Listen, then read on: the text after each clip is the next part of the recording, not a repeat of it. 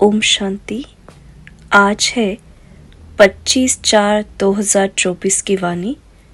तो चलिए अभी हम सुनते हैं परमात्मा महावाक्य। बाबा कहते हैं, मीठे बच्चे, यह पुरुषोत्तम युग ही गीता एपिसोड है।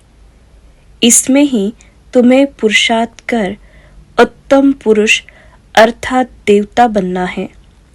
प्रश्न, किस एक बात का सदा ध्यान रहे तो बेड़ा पार हो जाएगा? उत्तर है, सदा ध्यान रहे कि हमें ईश्वरीय संग में रहना है तो भी बेड़ा पार हो जाएगा। अगर संग दोष में आए, संशय आया तो बेड़ा विषय सागर में डूब जाएगा। बाप जो समझाते हैं उसमें बच्चों को जरा भी संशय नहीं आना चाहिए। बाप तुम बच्चों को आप समान पवित्र और नॉलेजफुल बनाने आए हैं। बाप के संग में ही रहना है। ओम शांति। भगवानुवाच, बच्चे जानते हैं कि बाप वही राजयोग सिखला रहे हैं जो 5000 वर्ष पहले समझाया था।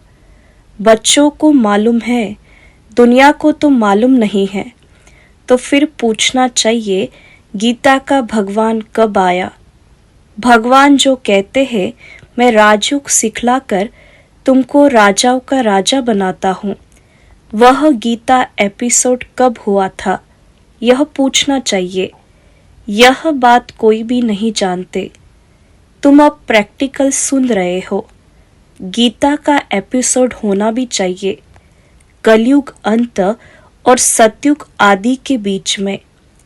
आदि सनातन देवी देवता धर्म की स्थापना करते हैं तो जरूर संगम पर ही आएंगे। पुरुषोत्तम संगम युग है जरूर। भल पुरुषोत्तम वर्ष गाते हैं, परंतु विचारों को पता नहीं है। तुम मीठे मीठे बच्चों को मालूम है, उत्तम पुरुष बनाने के लिए अर्थात मनुष्य को उत्तम देवता बनाने के लिए बाप आकर पढ़ाते हैं। मनुष्य में उत्तम पुरुष ये देवताएं लक्ष्मी नारायण है। मनुष्य को देवता बनाया इस संगम युग पर। देवताएं जरूर सतयुग में ही होते हैं, बाकी सब है कलयुग में। तुम बच्चे जानते हो, हम है संगम युगी ब्राह्मण। यह पक्का पक्का याद करना है, नहीं तो अपना कुल कभी किसको भूलता नहीं है। परंतु यहाँ माया भुला देती है। हम ब्राह्मण कुल के हैं, फिर देवता कुल के बनते हैं। अगर यह याद रहे तो बहुत खुशी रहे।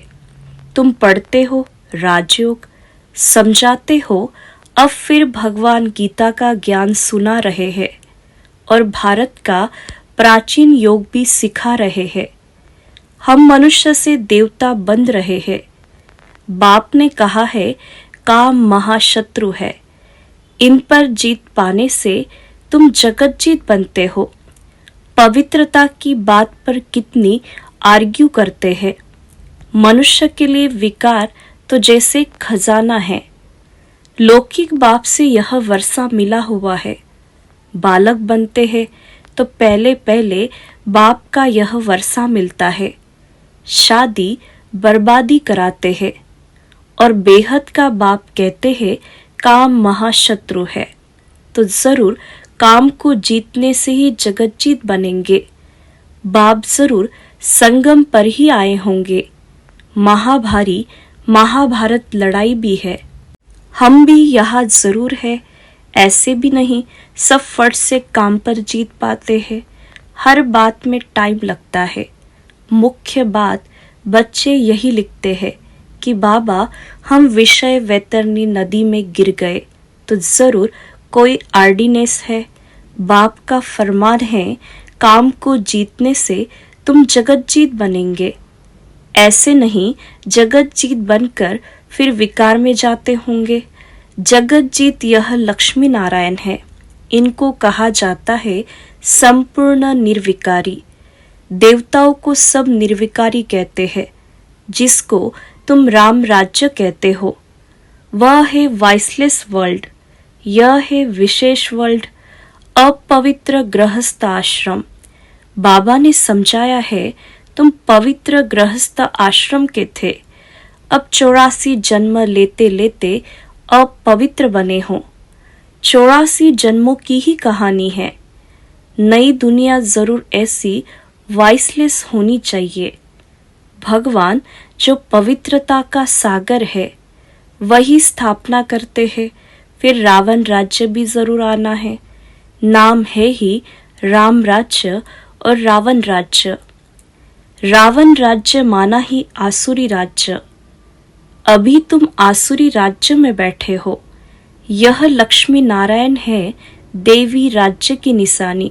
तुम बच्चे प्रभात फेरी आदि निकालते हो। प्रभात सवेरे को कहा जाता है।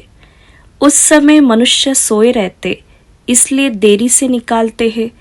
प्रदर्शनी भी अच्छी तब हो जब वहां सेंटर भी हो, जहां आकर समझे कि काम महाशत्रु है, इन पर जीत पाने से जगत जीत बनेंगे। लक्ष्मी नारायण का चित्र साथ में जरूर होना चाहिए, ट्रांसलाइट का, इनको कभी भूलना नहीं चाहिए। एक यह चित्र और सीडी। ट्रक में जैसे देवियों को निकालते हैं, ऐसे तुम यह 2-3 ट्रक सजाकर उसमें मुख्य चित्र निकालते हो तो अच्छा लगता है। दिन प्रतिदिन चित्रों की वृद्धि भी होती जाती है। तुम्हारा ज्ञान वृद्धि को पाता रहता है। बच्चों की भी वृद्धि होती जाती है। उसमें गरीब साहूकार सब आ जाते हैं। शिव बाबा का भंडारा भरता जाता है। जो भंडारा भरते हैं उनको वहां रिटर्न में कई गुना मिल जाता है। तब बाप कहते हैं, मीठे मीठे बच्चों, तुम हो पद्मा पदम पति बनने वाले, सो भी 21 जन्मों के लिए। बाबा खुद कहते हैं, तुम जगत का मालिक बन जाएंगे। 21 पीढ़ी। मैं खुद डायरेक्ट आया हूँ, तुम्हारे लिए हथेली पर बहिश्त लाया हूँ।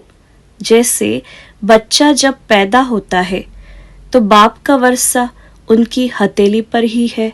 बाप कहेंगे, यह घर बार आदि सब कुछ तुम्हारा है। बेहद का बाप भी कहते हैं, तुम जो मेरे बनते हो तो स्वर्ग की बादशाही तुम्हारे लिए है। 21 पीढ़ी, क्योंकि तुम काल पर जीत पा लेते हो, इसलिए बाप को महाकाल कहते हैं। महाकाल कोई मारने वाला नहीं है, उनकी तो महिमा की जाती है। समझते हैं भगवान ने यमदूत भेज मंगा लिया, ऐसी कोई बात है नहीं। यह सब है भक्ति मार्ग की बातें। बाप कहते हैं, मैं कालों का काल हूँ। पहाड़ी लोग महाकाल को भी बहुत मानते हैं। महाकाल के मंदिर भी है। ऐसे झंडियाँ लगा देते तो बाप बैठ बच्चों को समझाते। यह भी समझते हो कि राइट बात है। बाप को याद करने से ही जन्म जन्मांतर के विक्रम भस्म होते, तो उसका प्रचार करना चाहिए। कुंभ के मेले आदि बहुत लगते हैं। स्नान करने का भी बहुत महत्व बताया है। अब तुम बच्चों को यह ज्ञान अमृत 5000 वर्ष के बाद मिलता। वास्तव में इसका अमृत नाम है नहीं, यह तो पढ़ाई है। यह सब है भक्ति मार्ग के नाम। अमृत नाम सुनकर चित्रों में पानी दिखाया है। बाप कहते हैं, मैं तुमको राजयोग सिखलाता हूँ। पढ़ाई से ही उच्च पद मिलता है, सो भी मैं पढ़ाता हूँ। भगवान का कोई ऐसा सजा हुआ रूप तो है नहीं, यह तो बाप इसमें आकर पढ़ाते हैं। पढ़ाकर आत्माओं को आप समान बनाते हैं। खुद लक्ष्मी नारायण थोड़ी ही है जो आप समान बनाएंगे। आत्मा पढ़ती है, उनको आप समान नॉलेजफुल बनाते हैं। ऐसे नहीं भगवान भगवती बनाते। उन्होंने श्री कृष्ण को दिखाया है, वह कैसे पढ़ाएंगे। सतयुग में पतित थोड़े ही होते हैं। श्री कृष्ण तो होता ही है सतयुग में, फिर कभी भी श्री कृष्ण को तुम नहीं देखेंगे। ड्रामा में हर एक के पुनर्जन्म का चित्र बिल्कुल न्यारा होता है। कुदरत का ड्रामा है। बनी बनाई बन रही है। बाप भी कहते हैं तुम हूबहूब इस फीचर से इसी कपड़े में कल्प कल्प तुम ही पढ़ते आएंगे। हूबहूब रिपीट होता है ना। आत्मा एक शरीर छोड़ फिर दूसरा वही लेती है जो कल्प पहले लिया था। ड्रामा में कुछ फर्क नहीं पड़ सकता। वह होती है हद की बातें, यह है बेहद की बातें जो बेहद के बाप के सिवाय कोई समझा नहीं सकते। इसमें कोई संशय नहीं हो सकता। निश्चय बुद्धि हो फिर कोई न कोई संशय में आ जाते हैं, संग लग जाता है। ईश्वरीय संग चलता चले तो पार हो जाए, संग छोड़ा तो विषय सागर में डूब पड़ेंगे। एक तरफ है क्षीर सागर, दूसरी तरफ है विषय सागर। ज्ञान अमृत भी कहते हैं। बाप है ज्ञान सागर, उनकी महिमा भी है। जो उनकी महिमा है वह लक्ष्मी नारायण को नहीं दे सकते। बाप है पवित्रता का सागर। भल वह देवताएं सतयुग त्रेता में पवित्र है, परंतु सदैव के लिए तो नहीं रह सकते, फिर भी आधा कल्प के बाद गिरते हैं। बाप कहते हैं मैं आकर सबकी सदगति करता हूँ। सदगति दाता मैं एक हो।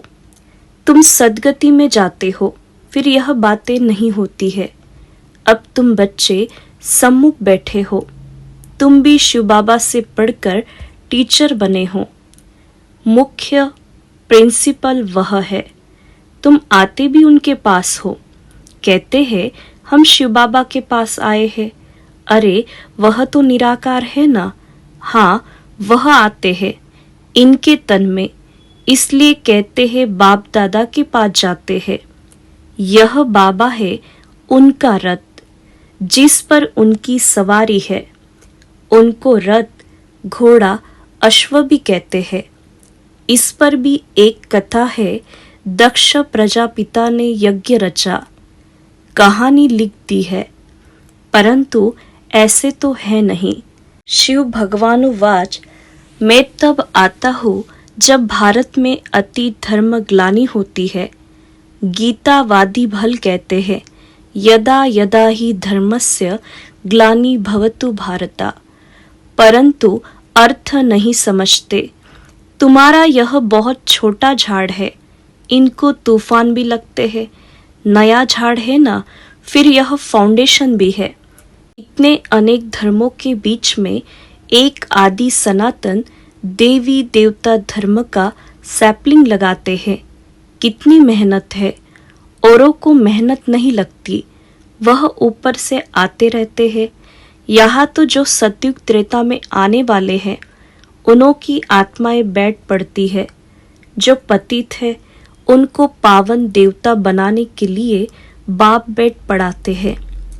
गीता तो यह भी बहुत पढ़ते थे, जैसे अब आत्माओं को याद कर दृष्टि दी जाती है तो पाप कट जाए। भक्ति मार्ग में फिर गीता के आगे जल रख कर बैठ पड़ते हैं। समझते हैं पितरों का उद्धार होगा, इसलिए पितरों को याद करते हैं। भक्ति में गीता का बहुत मान रखते हैं। अरे बाबा कोई कम भगत था क्या? रामायण आदि सब पढ़ते थे। बहुत खुशी होती थी, वह सब पास्ट हो गया। अब बाप कहते हैं बीती को चितो नहीं, बुद्धि से सब निकाल दो। बाबा ने स्थापना, विनाश और राजधानी का साक्षात्कार कराया तो वह पक्का हो गया। यह सब खलास होना है। यह पता नहीं था। बाबा ने समझा यह सब होगा, देरी थोड़ी ही है। हम जाकर फलाना राजा बनूंगा। पता नहीं बाबा क्या क्या समझते रहते थे। तुम बच्चे जानते हो बाबा की प्रविष्टता कैसे हुई। यह बातें मनुष्य नहीं जानते। ब्रह्मा विष्णु शंकर का नाम तो लेते हैं, परंतु इन तीनों में से भगवान किसमें प्रवेश करते हैं अर्थ नहीं जानते। वो लोग विष्णु का नाम लेते हैं। अब वह तो है देवता, वह कैसे पढ़ाएंगे?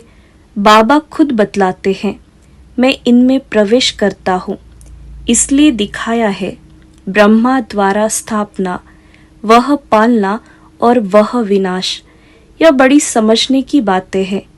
भगवान वाच, मैं तुमको राजयोग सिखलाता हूँ। वह भगवान कब आया जो राजयोग सिखलाया और राजाई पद दिलाया, यह अभी तुम समझते हो। 84 जन्मों का राज भी समझाया है, पूज्य पुजारी का भी समझाया है।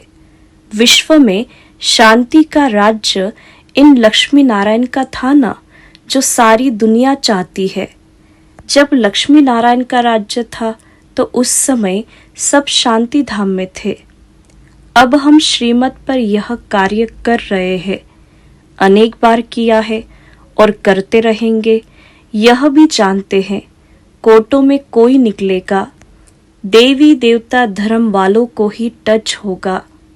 भारत की ही बात है, जो इस कुल के होंगे वह निकल रहे हैं और निकलते रहेंगे। जैसे तुम निकले हो वैसे और प्रजा भी बनती रहेगी। जो अच्छा पढ़ते वह अच्छा पद पाते हैं। मुख्य है ज्ञान योग। योग के लिए भी ज्ञान चाहिए, फिर पावर हाउस के साथ योग चाहिए। योग से विकर्म विनाश होंगे और हेल्दी वेल्दी बनेंगे, पास विद ऑनर भी होंगे। अच्छा, मीठे मीठे सीखी लदे बच्चों प्रति मात पिता बाप दादा का याद प्यार और गुड मॉर्निंग। रूहानी बाप की रूहानी बच्चों को नमस्ते। हम रूहानी बच्चों की रूहानी मात पिता बाप दादा को याद प्यार और गुड मॉर्निंग नमस्ते। धारणा के लिए मुख्य सार है। पहली पॉइंट, जो बात बीत गई उसका चिंतन नहीं करना। अब तक जो पढ़ा पड़ा है उसे भूलना है। एक बाप से सुनना है और अपने ब्राह्मण कुल को सदा याद रखना है। दूसरी पॉइंट, पूरा निश्चय बुद्धि होकर रहना है। किसी भी बात में संशय नहीं उठाना है। ईश्वरीय संग और पढ़ाई कभी भी नहीं छोड़ना है। वरदान है, रूहानी माशूक की आकर्षण में आकर्षित हो, मेहनत से मुक्त होने वाले रूहानी आशिक भव। विस्तार है, माशूक अपने खोए हुए आशिकों को देख खुश होते हैं। रूहानी आकर्षण से आकर्षित हो अपने सच्चे माशूक को जान लिया, पा लिया, यथार्थ ठिकाने पर पहुंच गए।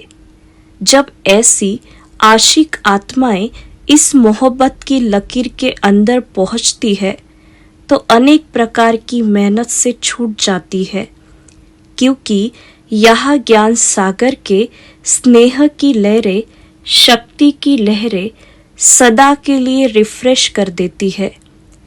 यह मनोरंजन का विशेष स्थान, मिलने का स्थान आप आशिकों के लिए माशूक ने बनाया हुआ है। स्लोगन है, एकांतवासी बनने के साथ साथ एक नामी और एकानामी वाले बनो। ओम शांति।